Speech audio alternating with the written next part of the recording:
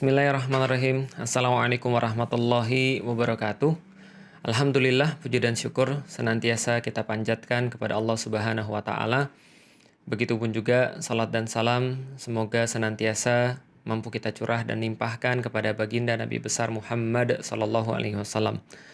Alhamdulillah, Allah telah mengizinkan kita sampai dengan hari ini untuk bisa berpuasa dengan baik, berpuasa dengan izinnya.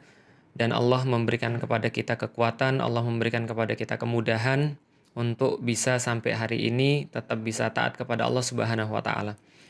Maka tidak ada kata yang lebih baik daripada bersyukur kepada Allah Subhanahu wa Ta'ala atas segala yang telah Dia sampaikan kepada kita, walaupun kita tidak akan pernah mampu untuk cukup bersyukur kepadanya. Dan mudah-mudahan bagian daripada ketaatan ini adalah sesuatu yang kelak nanti akan menjadi hitungan-hitungan Allah kepada kita kelak nanti di yaumil kiamat, ketika Allah menjumpai kita, maka mudah-mudahan itu adalah hitungan yang baik dan hitungan yang memberatkan kita kepada surganya Allah.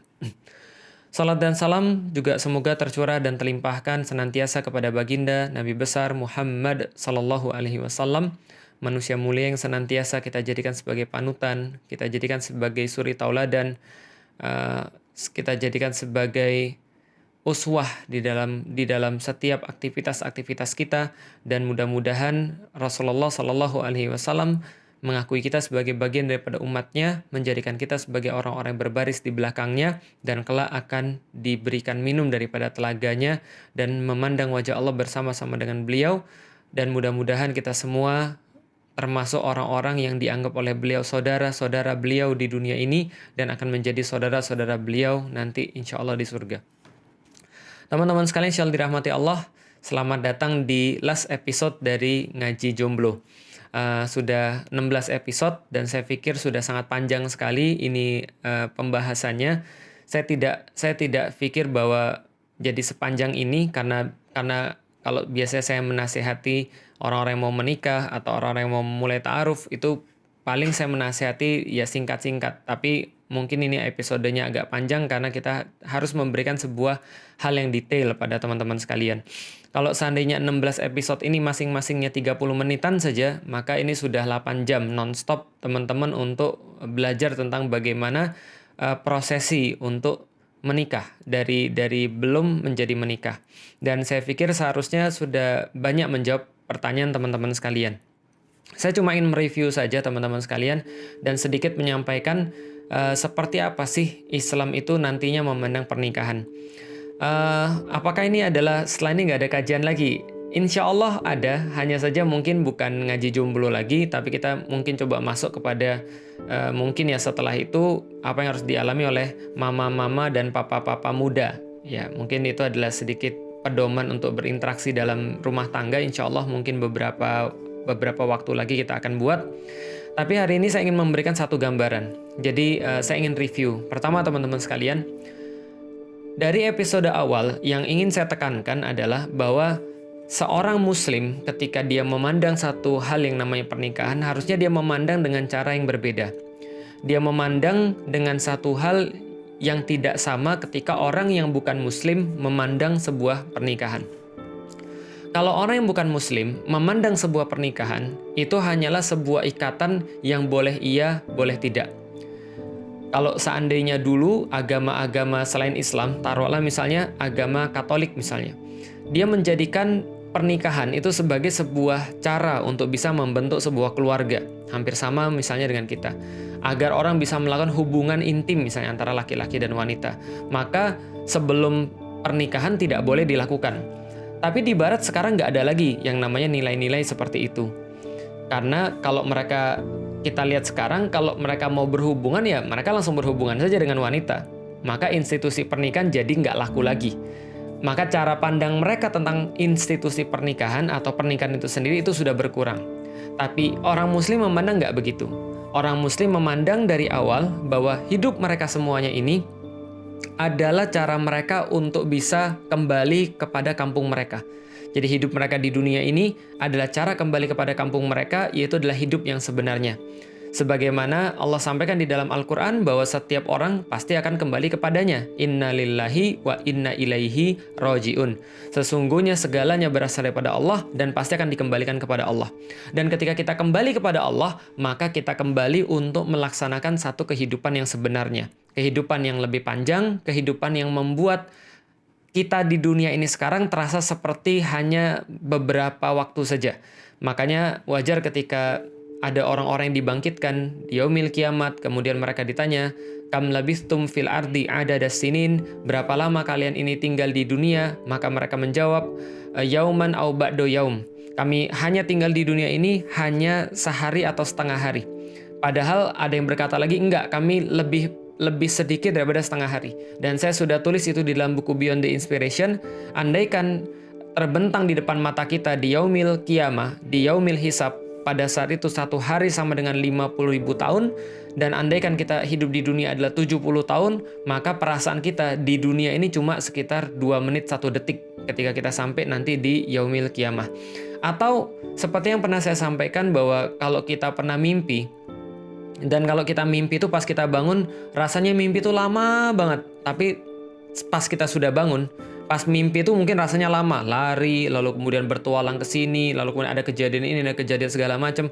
Tapi pas kita bangun teman-teman sekalian, tiba-tiba itu seolah-olah cuma sekedar potongan-potongan saja, cuma sebentar saja. Itulah perasaan manusia.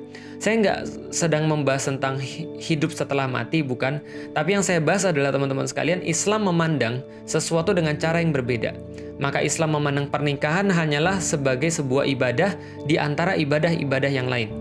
Kalau andaikan orang-orang punya ibadah sholat, ada ibadah puasa yang sedang kita lakukan sekarang, ada ibadah haji, ada ibadah misalnya zakat, maka pernikahan hanyalah salah satu bentuk ibadah untuk bisa mempersiapkan diri ketika berjumpa dengan Allah Subhanahu wa Ta'ala. Maka ketika orang berpikir seperti itu, maka dia punya aktivitas dengan cara yang berbeda. Maka kualifikasi, lalu kemudian kriteria, karakteristik yang dia akan cari sebagai seorang istri tentu berbeda dengan orang yang tidak memandang bahwa pernikahan adalah sebagai sebuah ibadah. Salah satu contohnya misalnya, dia tidak akan pernah untuk gambling, untuk cari seorang istri yang nanti bisa menyesatkan dia, atau nanti bisa untuk membuat dia jadi ya tidak maksimal dalam beribadah. Atau sebaliknya seorang perempuan, seorang muslimah, dia tidak akan gambling juga untuk cari seorang laki-laki yang laki-laki ini sudah bermaksiat sebelumnya.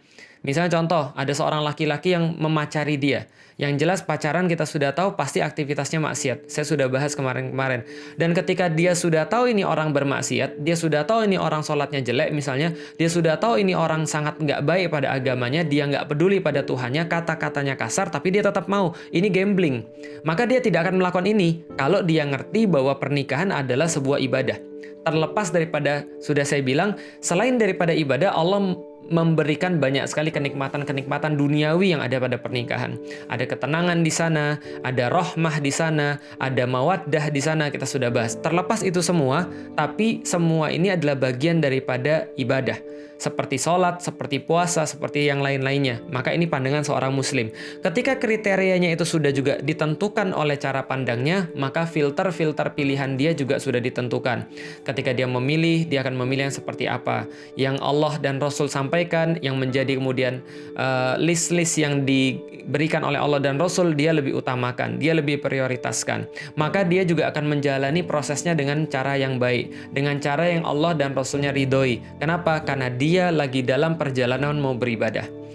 Kalau seorang muslim dalam ibadah dia itu, jalan ke sana aja itu sudah ibadah. Coba, sholat aja misalnya, ada orang mau sholat, dikatakan oleh Rasulullah SAW, orang yang berwudu di rumahnya, kemudian pergi untuk sholat, maka pergi ke masjid untuk sholat, maka dia sudah mendapatkan 25 derajat.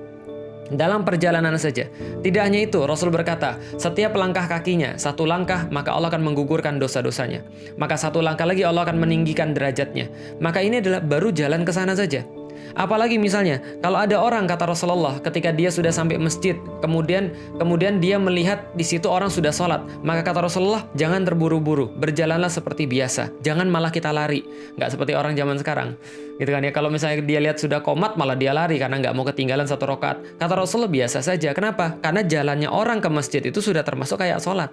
Berarti dia nggak boleh tergopoh-gopoh, nggak boleh terburu-buru. Nah, nikah juga sama. Kalau seseorang tuh sudah memandang bahwa ini adalah bagian daripada ibadah dia kepada Allah Subhanahu wa Ta'ala, maka dia akan merasa bahwa semuanya harus terikat dengan Allah, karena Allah yang menjadi tujuan dia ketika melakukan sesuatu. Nah, ini harus dia paham. Maka dia akan melaksanakan kemudian aktivitas-aktivitas khitbahnya dengan baik, ta'arufnya dengan baik, lalu kemudian berinteraksi dengan baik, nggak pakai kholwat, nggak pakai kemudian sayang-sayangan, nggak pakai kemudian ya modus-modusan dan segala macam. Kenapa? Karena dia lagi beribadah. Jalan menuju pernikahan adalah bagian daripada ibadah.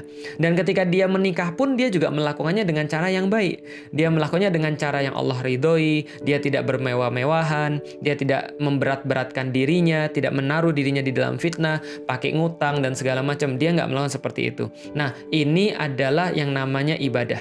Nah, berkaitan dengan ibadah ini dalam pernikahan, saya sedikit menyampaikan saja sebelum nanti saya bahas di pembahasan yang lain tentang kehidupan rumah tangga mamah dan papah muda. Maka saya coba bahas teman-teman sekalian tentang satu ayat, yang ayat ini menjadi pedoman senantiasa bagi seorang laki-laki dan perempuan ketika mereka berinteraksi. Di dalam surat An-Nisa ayat 34, Allah Subhanahu wa Ta'ala berfirman, "Ar-rijalu qawwamuna 'alan nisa." Sesungguhnya laki-laki itu adalah qawwamnya perempuan, adalah qawwamnya perempuan. Jadi laki-laki di sini tidak terbatas laki-laki manapun. Allah tidak berkata bahwa suami adalah qawwam bagi perempuan, tapi Allah berkata semua laki-laki adalah qawwam bagi perempuan. Semua laki-laki adalah qawwam bagi perempuan. Para ulama tafsir mengatakan qawwam ini ada kekaitannya dengan masalah penguasaan, ada kaitannya dengan masalah kepemimpinan, ada kaitannya dengan masalah pengurusan. Qawwam sendiri asal katanya adalah qoma, yang artinya berdiri, yaitu adalah lawan kata daripada dia duduk atau istirahat. Maka ketika seseorang berdiri, artinya dia tidak duduk, dia tidak istirahat. Qawwam kalau misalnya dimaknai lagi bisa berarti dia yang mengurus, dia yang menjadi tempat sandaran, atau bisa dikatakan seperti tiang, seperti pasak yang menjadi tempat sandaran, atau dia yang menjaga karena dia berdiri. Kayak satpam itu kan kalau berdiri kan dia lagi jaga, kalau duduk bukan satpam namanya orang lagi istirahat. Nah, jadi dia yang sedang berdiri, dia sedang beraktivitas, terus-menerus memberikan dukungan, terus-menerus tidak habis-habis memberikan penjagaan, tidak habis-habis memberikan sebuah pengayoman. Ini adalah arti kata qawwam. Jadi ketika dikatakan ar-rijalu qawwamuna 'alan nisa, maka Allah berkata pada laki-laki, kalau kamu sudah sampai pada satu fase yang namanya fase pernikahan, maka kamu harus tahu ibadah seorang laki-laki dalam sebuah pernikahan adalah ibadah ketika dia melakukan sebuah proses penjagaan terhadap perempuan, sebuah proses support terhadap perempuan, sebuah proses untuk memimpin perempuan, mendidik perempuan, mengurusnya agar dia menjadi lebih baik, atau setidaknya sama baiknya sebagaimana dulu dia diurusi oleh bapaknya. Maka ini sebuah tanggung jawab yang sangat besar. Jadi ini bukan keuntungan, tapi juga sebuah tanggung jawab yang sangat besar yang Allah berikan pada seorang laki-laki. Maka ingat, ketika kita menyalami bapaknya, lalu kemudian kita berkata, bapaknya berkata, saya nikahkan anak saya ini, binti ini kepada si Fulan bin Fulan dengan mas kawin sekian, dibayar tunai. Lalu kita katakan, saya terima nikahnya, lalu kemudian ini binti ini dengan mas kawin ini dibayar tunai. Maka saat itulah terjadi perpindahan tanggung jawab. Karena adalah bapaknya yang menjadi qawwamnya dia sebelum dia menikah, sekarang berpindah menjadi kita, menjadi seorang laki-laki yang menjadi qawwamnya perempuan ketika kita sudah menikahinya. Bahkan kita punya tugas-tugas tambahan. Karena nanti dia bukan hanya menjadi seorang putri bagi bapaknya seperti dulu, tapi dia menjadi seorang istri daripada seorang suami, dia bisa jadi menjadi seorang ibu daripada anak-anaknya, dan dia bisa menjadi seorang muslimah bagi kemudian masyarakatnya. Dan semua itu laki-laki nanti yang menjadi qawwam. Maka laki-laki pastikan dia punya kualitas-kualitas menjadi seorang qawwam, menjadi seorang supporters, menjadi seorang pelindung, menjadi seorang apalagi yang terus-menerus diharapkan. Jadi seolah-olah gini, kalau seandainya kita lagi lagi gempa, apa yang orang katakan kalau lagi gempa cari tiang yang paling kuat, duduk di dekat tiang sana. Kenapa? Kalau seandainya seluruh bangunan jatuh, itu seharusnya tiangnya nggak jatuh. Ini adalah yang kita bisa lihat dengan kata-kata qawam. Maka sama seperti kehidupan perempuan, andaikan seluruh dunia ini bisa runtuh, maka suaminya akan senantiasa ada di sana untuk dia. Maka dia senantiasa bisa untuk menemukan suaminya kapanpun dia inginkan dan kapanpun dia memiliki masalah, kapanpun dia memiliki sesuatu untuk diselesaikan. Ini yang disebut dengan ar-rijalu qawwamuna 'alan nisa. Bima fadalallahu ba'dahum 'ala ba'din. Karena Allah telah melebihkan sesuatu dibandingkan dengan sesuatu. Allah telah melebihkan sebagian dibandingkan dengan sebagian. Para mufassir mengatakan, kenapa dikatakan ar-rijalu qawwamuna 'alan nisa? Karena Allah melebihkan laki-laki dalam pengurusan-pengurusan yang kayak begini. Allah lebihkan kekuatan badannya, Allah lebihkan misalnya kekuatan logikanya, dan nggak perlu merasa tersinggung. Karena saya nggak pernah bilang bahwa perempuan nggak punya logika. Cuman secara fitrah, logika laki-laki itu lebih dimainkan. Karena perempuan lebih jago dalam hal emosional. Maka Allah lebihkan laki-laki di bidang ini dengan perempuan. Tapi Allah juga akan lebihkan perempuan di bidang lain dibandingkan dengan laki-laki. Maka Allah melebihkan satu dengan yang lainnya. Bima fadalallahu ba'dakum 'ala ba'din. Sebagaimana Allah telah ba'dahum 'ala ba'din. Sebagaimana Allah telah melebihkan sebagian yang satu dengan sebagian yang lain. Wabima anfaqu min amwalihim, dan karena laki-laki itu harus memberikan hartanya untuk perempuan. Jadi ini juga tanggung jawab. Jadi 3 yang tadi Allah katakan ar-rijalu qawwamuna 'alan nisa. Wahai laki-laki, kalau seandainya kamu mau menikah, kamu harus tahu relasimu ketika menikah adalah kamu harus jadi qawwam. Bisa jadi kamu belum jadi qawwam sebelum kamu nikah, tapi setelah kamu nikah kamu harus jadi qawwam. Kamu harus jadi orang yang tempat dia berharap, tempat dia untuk bisa mencari pertolongan. Hal terakhir yang tidak pernah akan menyakiti dia di dunia ini haruslah seorang suaminya. Kenapa? Ar-rijalu qawwamuna 'alan nisa. Sesungguhnya laki-laki itu adalah qawwam bagi perempuan-perempuannya. Berarti seorang suami adalah benteng terakhir. Ketika dunia menyerah, ketika dunia hancur, ketika dunia sudah kemudian melawan kepada dia, maka dia bisa melawan dunia dengan suaminya. Maka ini adalah ar-rijalu qawwamuna 'alan nisa. Maka tidak boleh sebaliknya. Yang terjadi malah sekarang kan nggak begitu. Yang terjadi sekarang bisa jadi adalah justru kadang-kadang laki-laki itu suka sekali menyulitkan perempuannya, suka sekali menyulitkan istrinya. Dia bisa jadi berkata kasar, dia bisa jadi berlaku buruk, dia lebih memperhatikan teman-temannya daripada istrinya, dia tidak pernah merasa cukup dengan istrinya dan seterusnya. Dan kalau ngomong nggak enak gitu kan ya, kalau ngomong misalnya menyakiti dan seterusnya, ini adalah tidak menjadi qawwam bagi perempuan. Yang kedua, bima faddallallahu ba'dahum 'ala ba'din. Karena Allah telah melebihkan laki-laki terhadap perempuan, maka pastikan ketika laki-laki itu punya kelebihan terhadap perempuan, maka dia menggunakannya untuk kebaikan perempuan tadi. Lalu kemudian wa bima anfaqu min amwalihim. Karena laki-laki itu harus mengeluarkan harta untuk perempuan. Maka perempuan-perempuan itu tidak menjadi kewajibannya untuk mengeluarkan harta. Maka laki-laki yang harus mengeluarkan harta untuk perempuan. Maka menafkahi istri adalah kewajiban suami, bukan sebuah hal yang harus dibanggakan.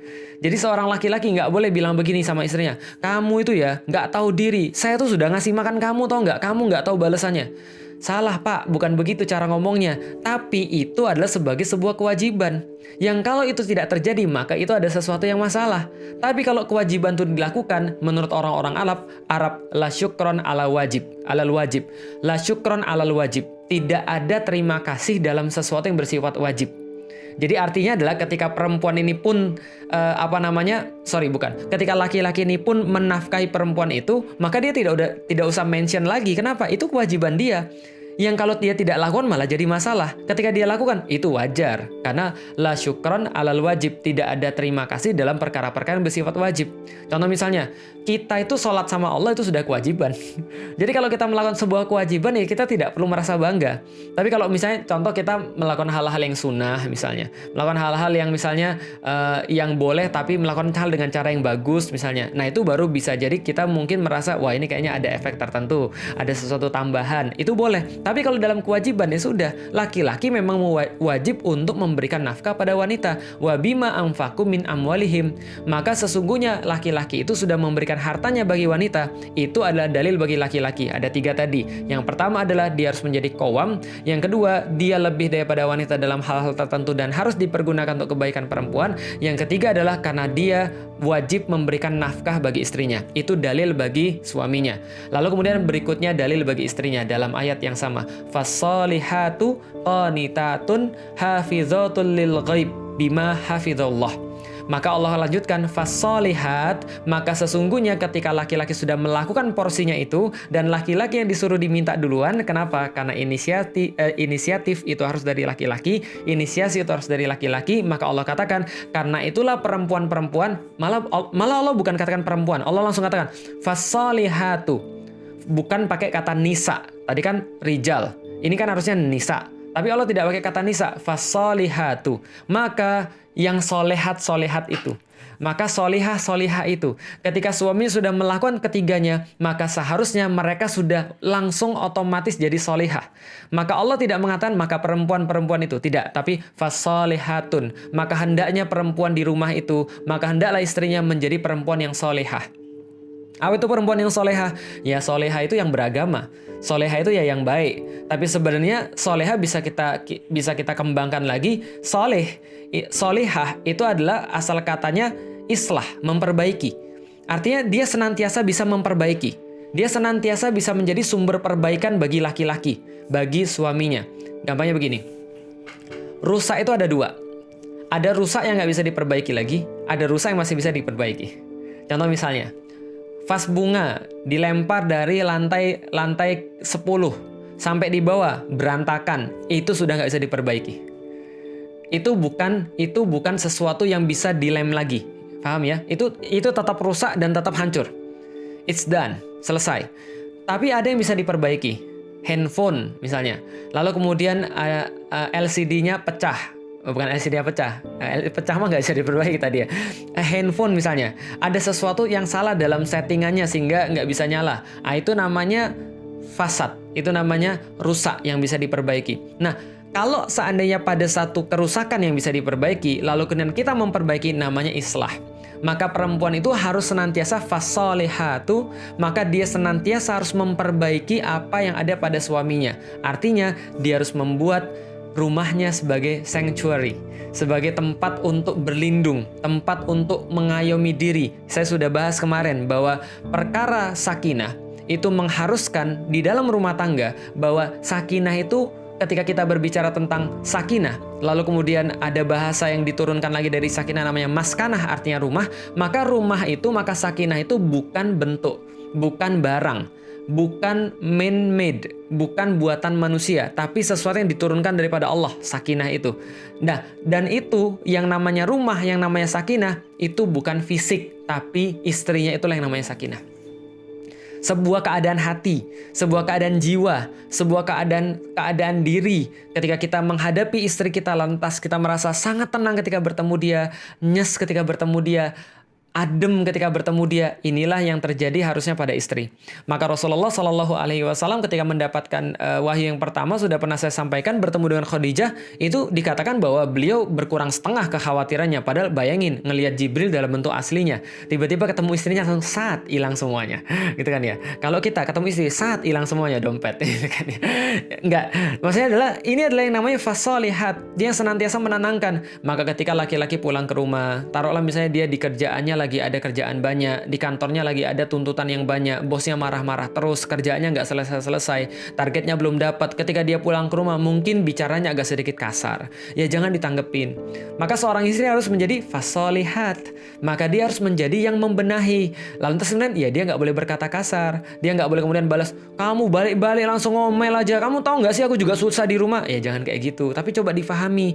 Kira-kira bisa apa? Mau dipijitin atau mau teh hangat dulu atau apa? Fasolihatu artinya adalah dia senantiasa terus-menerus untuk menjadi sumber perbaikan. Karena laki-laki itu ibarat api dan perempuan itu ibarat air. Dia senantiasa bisa ngademin. Dan ingat teman-teman sekalian, dalam banyak kasus laki-laki itu senantiasa bisa tunduk pada wanita. Laki-laki secara default itu bisa menundukkan wanita.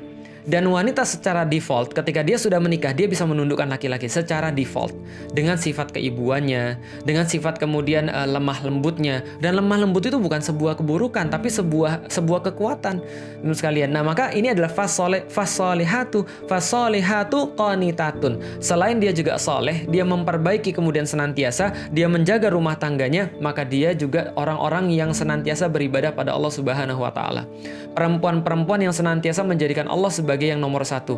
Maka ini yang terjadi pada rumah. Fassolihatu qanitatun. Karena kita tidak bisa mengharapkan seseorang itu menjadi soleh saja, menjadi memperbaiki saja kalau dia tidak bisa beribadah pada Allah. Maka standar apa yang dia gunakan? Saya sering cerita bahwa saya bisa sama istri saya sampai dengan sekarang masih bisa di dalam satu institusi pernikahan karena kita punya satu standar yang sama. Standarnya apa? Allah Subhanahu wa Ta'ala. Ketika kita berlainan pendapat dalam satu hal, maka kita coba untuk merujuk, ya Allah, kira-kira kami harus gimana?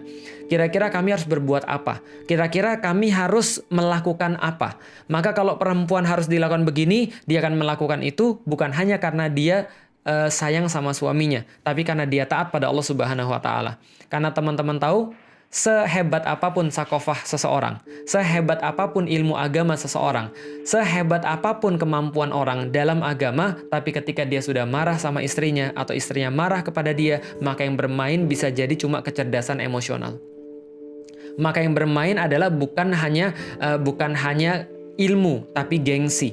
Nah, ketika gengsi itu, mau nggak dia untuk menyerahkan gengsi itu kepada Allah?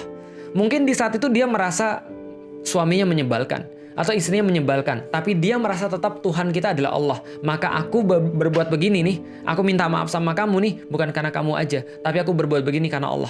Harus ada sesuatu yang menjadi patokan. Wa qanitatun, solihatun qanitatun. Ini adalah solihat, fasolihatu qanitatun. Dan perempuan-perempuan yang soleh itu, dan mereka juga yang senantiasa beribadah pada Allah, hafizatul lil ghaib, dan mereka senantiasa menjaga. Menjaga apa? Menurut para mufassir, menjaga yang gaib. Menjaga sesuatu ketika suaminya nggak ada. Apa yang dijaga? Yang dijaga adalah kehormatan suaminya dan harta suaminya serta kemuliaan suaminya. Dengan cara menjaga kehormatan dirinya dan menjaga kemuliaan dirinya. Dia nggak minta orang masuk kalau suaminya nggak suka. Ketika misalnya ada yang bertamu dan itu adalah laki-laki yang kemudian suaminya nggak suka, dia nggak boleh. Dan ya memang nggak boleh juga kalau saya berkholwat. Kalau seandainya ada sesuatu yang suaminya nggak suka, dia nggak lakukan. Suaminya nggak suka dia pergi ke tempat sesuatu, dia juga nggak lakukan. Suaminya nggak senang ketika dia berlaku sesuatu, dia nggak lakukan. Contoh misalnya, istri saya bilang pada saya, ini contoh, dan sekali lagi suami berbeda-beda. Dan kalau saya secara pribadi, saya pernah ditanya sama istri saya, Abi, gimana kalau seandainya nanti Umi ikut bareng-bareng sama teman-teman untuk habis nganterin sekolah anak-anak, lalu kemudian ada makan-makan. Saya bilang enggak, karena itu bukan gaya hidup kita. Itu bukan lifestyle kita. Jadi jangan lakukan karena saya nggak suka. Saya nggak mau kamu termasuk orang-orang yang ngumpul di antara ibu-ibu dan kemudian melakukan hal itu dan itu keterusan. Saya nggak mau. Saya maunya kamu setelah ngantar anak-anak, ya kamu pulang. Setelah kamu pulang, kamu siapin kemudian apa yang menjadi kewajibanmu di rumah. Karena kalau saya pulang ke rumah, sebaiknya kamu ada. Itu bukan ancaman, tapi itu adalah sebuah pengibaan. Kenapa? Karena kalau saya pulang, dia nggak ada, saya galau. Karena sudah saya sampaikan, sakinah itu adalah lawannya galau. Sakinah itu lawannya bimbang. Sakinah itu adalah lawannya bergejolak. Sakinah itu lawannya ya hampa. Itu lawannya sakinah. Maka saya nggak mau. Karena saya maunya sakinah, maka dia harus menjadi fasolihatu qanitatun hafizatul lil ghaib. Maka dia harus menjadi orang yang menjaga. Apa? Menjaga segala sesuatu yang tidak disukai oleh suaminya. Karena kenapa? Karena suaminya sudah melakukan porsinya dia, maka dia pun melakukan porsinya dia. Oke teman-teman sekalian, jadi ini adalah satu prinsip yang perlu saya sampaikan. Dan ini prinsip ini penting sekali. Dan ini bukan hanya prinsip dalam rumah tangga sebenarnya, tapi prinsip menjadi seorang muslim. Dan ini sangat berpengaruh dalam rumah tangga dan menjadi semacam rahasia dalam rumah tangga juga. Jadi gini teman-teman sekalian, Islam itu menurunkan Al-Quran untuk menjadi petunjuk bagi manusia, bukan untuk nunjuk orang lain, bukan untuk Anda gunakan untuk mengintimidasi orang lain. Karena Anda tidak mengatur manusia. Anda nggak berhak mengatur manusia, sebagaimana Anda nggak berhak mengatur saya, dan saya pun nggak berhak mengatur teman-teman sekalian. Maka dari tadi yang kita sampaikan adalah bagaimana ayat Allah mengatur kita. Berarti kita harus menempatkan Al-Quran ini menjadi pengatur daripada manusia. Maka jangan kita sama sekali gunakan ayat Al-Quran ini kecuali adalah menunjuk kepada diri kita sendiri. Dan seringkali yang terjadi di masyarakat sebaliknya. Kita seringkali nunjuk orang lain dengan satu dalil. Atau ibaratnya, make satu dalil tidak dengan peruntukannya. Contoh, orang yang ngutang, itu make dalil yang ngutangin untuk bisa mendapat keuntungannya sendiri. Contoh misalnya, ada orang ngutang, lalu kemudian ditagih. Lalu kemudian yang ngutang bilang, loh, bukankah di dalam Islam itu kamu disuruh untuk menangguhkan saya lagi, memberikan tangguh, manjangin lagi kemudian kredit saya, manjangin lagi kemudian utang saya. Kan kamu kan kalau manjangin kamu dapat pahala. Itu salah, itu bukan dalilnya dia. Itu dalilnya orang yang ngutangin. Yang ngomong kayak gitu harusnya orang yang ngutangin. Dan orang yang ngutangin, make dalilnya adalah dalilnya yang ngutang. Misalnya lagi dia bilang, oh enggak, dalam Islam enggak gitu. Dalam Islam itu justru kalau kamu mati dan kamu tetap masih utang sama saya, kamu nggak bisa masuk surga. Dan kalau orang punya utang itu, dia bisa kehilangan kehormatan kata Rasulullah. Maka saya bisa aja maki kamu karena kamu punya utang pada saya. Itu bukan dalil bagi orang yang ngutangin, tapi itu dalil bagi orang yang penghutang. Oke, coba lihat lagi. Kedua orang tua seringkali make dalil anaknya. Contoh misalnya, dia bilang gini sama anaknya, kamu itu nggak bersyukur, saya tuh sudah ngelarin kamu loh. Saya ngelarin kamu itu ya, berdarah-darah, robek daging saya. Darah saya tuh mengucur, sakitnya minta ampun. Cuma untuk melihat kamu tuh kayak sekarang, bantah luar biasa. Nggak pernah ada berbaktinya sama orang tua. Kualat kamu itu, nggak pernah berbakti sama orang tua. Itu bukan dalil kamu orang tua.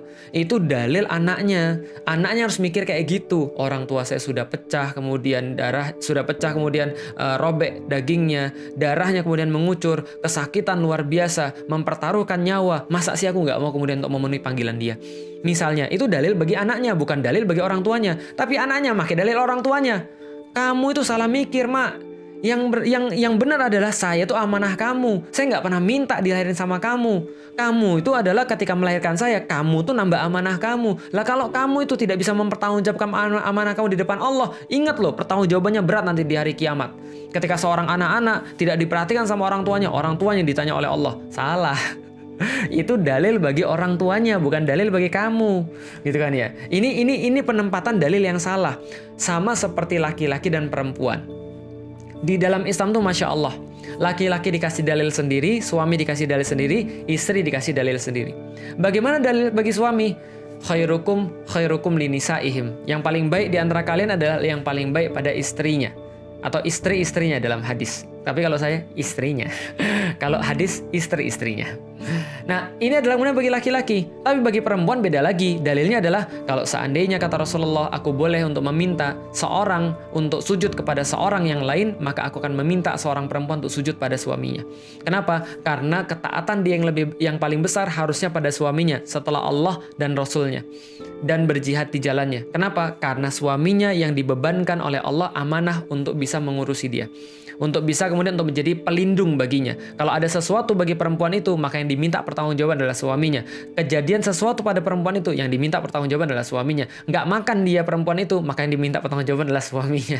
Nggak pinter dia atau nggak bisa beribadah dia, yang diminta pertanggungjawaban juga adalah suaminya. Maka sebaiknya dia menaati suaminya. Maka apa lagi kemudian dalilnya? Banyak dalil-dalil yang lain. Tapi yang jelas adalah kita nggak boleh pakai satu dalil untuk kemudian menunjuk yang lain. Itu dalil buat kita, jangan pakai untuk mereka. Kalau dalil itu adalah untuk perempuan, jangan kita pakai. Kalau dalil itu untuk laki-laki, jangan dipakai untuk perempuan. Nah, ini kunci di dalam Islam. Maka kalau kita sudah bahas tadi, bagi laki-laki adalah ar-rijalu qawwamuna 'alan nisa, maka inilah tugas laki-laki harus dia laksanakan. Dan bagi tugas perempuan, fasalihatu qanitatun hafidhatul lil ghaib, maka itu adalah dalil buat dia, dan jangan kemudian dia gunakan dalil itu buat laki-laki. Jadi jangan sampai seorang perempuan bilang gini, kamu itu kan memang sudah seharusnya menafkahi saya, kenapa kamu itu rese banget? Jangan bilang gitu. Ya harusnya itu adalah dalil bagi laki-laki. Itu kewajiban dia untuk menafkahi perempuan. Tapi perempuan mikir, karena dia sudah menafkahi saya, karena dia sudah memberikan yang terbaik pada saya, maka saya seharusnya menjadi solehat. Bagi laki-laki jangan ngomong, kamu tuh harusnya jadi solehat dulu. Aku tuh nafkahi orang. Memang betul aku wajib menafkahi orang. Tapi kan yang wajib dinafkahi yang solehat. Kamu kan nggak solehat. Nggak boleh juga gitu. Itu bukan dalil antum. Maka rumah tangga akan berada dalam kebaikan selama kita sama-sama menempatkan diri menjadi hamba Allah Subhanahu wa Ta'ala. Bukan menempatkan diri menjadi pengontrol daripada yang lainnya, atau pengendali daripada yang lainnya, atau yang menguasai daripada yang lainnya. Karena cukup Allah yang menguasai kita. Cukup Allah yang kemudian membolak-balikkan hati kita. Sedangkan kita hanya melakukan yang terbaik yang Allah perintahkan kepada kita. Kalau Allah perintahkan untuk ngurusin perempuan, kita urusin. Kalau Allah perintahkan untuk bisa melindungi perempuan, kita lindungi. Kalau Allah perintahkan kita untuk menafkahi perempuan, kita nafkahi. Dan itu adalah kewajiban yang Allah perintahkan, bukan karena perempuan itu saja. Bukan karena karena istri itu saja, tapi karena Allah Subhanahu wa Ta'ala. Nah, maka ini yang harus kemudian kita siapkan ketika sebelum pernikahan. Dan saya pikir kalau seandainya teman-teman sudah cerdas dari semua tiga itu, cerdas secara agama, cerdas secara emosional, dan cerdas secara finansial, insya Allah mudah-mudahan selamat untuk menikah, selamat untuk menjalani hidup yang baru, selamat untuk memasuki babak baru dalam kehidupan, fase baru yang insya Allah di sana menanti banyak sekali ujian-ujian, dan itu berarti menanti juga banyak pahala-pahala yang telah disiapkan oleh Allah Subhanahu wa Ta'ala dan kenikmatan-kenikmatan yang nanti akan membawa kepada kebaikan-kebaikan. Baik, makasih teman sekalian. Insya Allah nanti besok kita akan adakan semacam tanya jawab kalau jadi. Nanti saya akan, tadi saya sudah lihat banyak sekali yang sudah bertanya, tapi mohon maaf saya nggak bisa jawab ketika lagi live begini karena saya ada satu materi yang harus saya sampaikan pada teman-teman sekalian. Besok mudah-mudahan kalau sehat, nanti insya Allah kita akan buat Q&A khusus diskusi, karena kalau seandainya sudah materi itu kan diskusi. Nanti kita akan diskusikan, ada beberapa pertanyaan-pertanyaan yang mungkin akan kita tampilkan, tapi terang saja nggak mungkin semuanya, dan mungkin kita akan lakukan 1 atau 2 sesi. Kalau nggak nanti kita adakan 1 sesi dulu, atau mungkin nggak sama sekali. Lihat aja nanti besok seperti apa, nanti akan saya kabari via story juga. Dan berikutnya lagi kita akan ngadain 1 materi lagi. Materinya saya ambil dari buku Wanita Berkarir Surga. Jadi kita akan bahas tentang bagaimana pandangan Islam tentang perempuan, lalu kemudian bagaimana ketika interaksi perempuan dan laki-laki. Kita akan bahas dalam kajian online yang berikutnya, dan saya coba cari cara untuk bisa nampilin presentasi supaya teman-teman juga bisa ngambil datanya. Tapi kalau nggak bisa ya paling saya edit baru nanti saya munculin di YouTube. Itu aja teman-teman sekalian. Kalau ada yang salah saya mohon maaf, dan kalau ada yang baik hanya berasal daripada Allah Subhanahu wa Ta'ala. Dan kalau teman-teman sekalian merasa bahwa materi-materi ini ada manfaatnya, saya tidak bosan untuk mengingatkan pada teman-teman sekalian, karena baik itu nggak bisa sendiri teman-teman sekalian. Karena baik itu susah banget kalau sendiri. Tapi kalau andaikan teman-teman bayangkan semua orang sudah punya pandangan yang sama tentang pernikahan, maka chance teman-teman sekalian untuk dapat orang baik itu chance-nya semakin besar. Maka kalau ada kebaikan dalam materi ini, dalam 16 kali pertemuan ini, boleh teman-teman untuk sharing kepada yang lain, kasih tahu pada mereka, setidaknya mereka punya gambaran, oh ternyata Islam punya satu view terhadap yang namanya pernikahan yang perlu mereka ketahui sebelum mereka masuk ke dalamnya. Jadi itu aja, mudah-mudahan kita semua bisa diberikan oleh Allah kebaikan senantiasa. Ada yang salah saya mohon maaf, ada yang baik hanya berasal daripada Allah Subhanahu wa Ta'ala. Assalamualaikum warahmatullahi wabarakatuh.